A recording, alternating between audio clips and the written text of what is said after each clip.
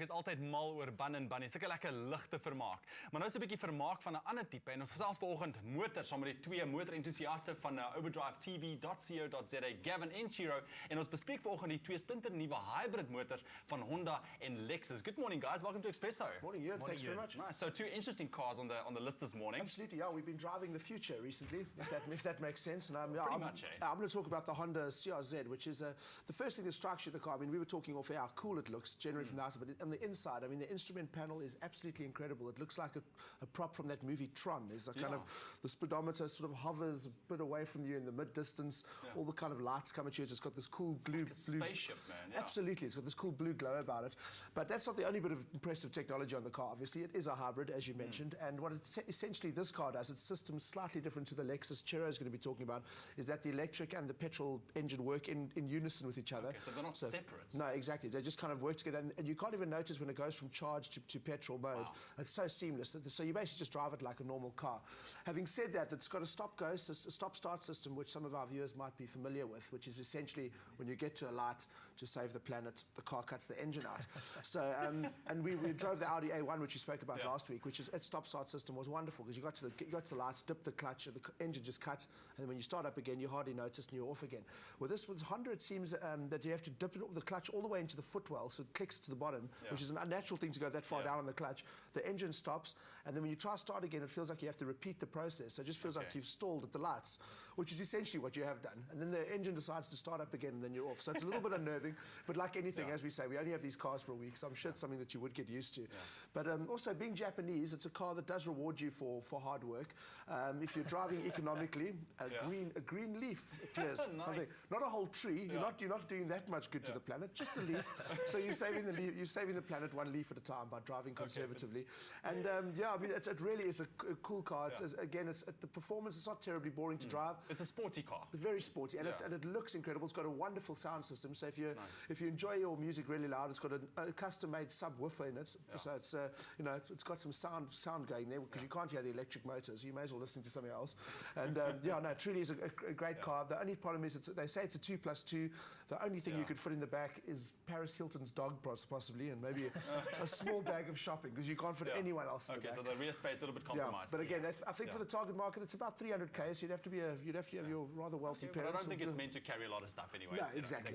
Let's move on to the Lexus. Yes, what do you have course. for us? Well, last week Lexus launched the future in Cape Town in the form of the CT200h, which I think sounds like a microwave, and nobody on the lot. I wouldn't be surprised that actually has a microwave in there somewhere. In the cubby hole. It's coming, Ewan. It's in the future.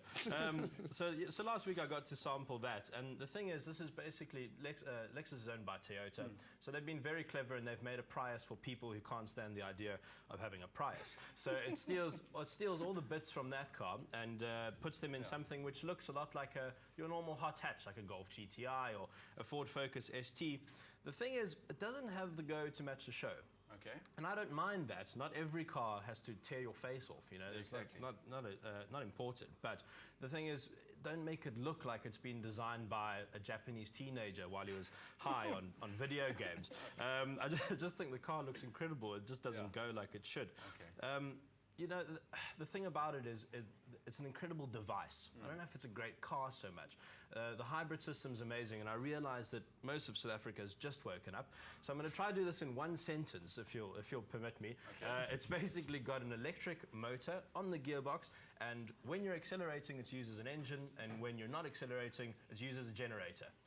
Which charges the battery, and that's that. And that's it. So it works a little bit differently to the Honda. Very differently, and the main difference is that the Lexus can go into full electric vehicle mode. Little light comes up on your dashboard saying you're in EV mode, and that's when you're parking or when you're cruising on a highway, the petrol motor goes off. When you're coming to a stop, the petrol motor goes off completely. And when it comes back on, it's so quiet that you'd have to have a stethoscope on the dashboard to tell when the petrol motors come back. Wow. It's incredibly quiet. And it's a bit odd when you're parking to not have that motor sound. Exactly, because you can't normally judge it on the sound of the motor. Yeah, I actually once got to drive a very large 2-seater lawnmower, and it felt very similar. Now, being a Lexus, it is very comfortable inside. I imagine it's stylish as well. Yeah, it's very stylish inside. The infotainment system in the middle is incredible. But I did manage to pull a panel off the door handle. And I'm not exactly Vernon Cookham, you know.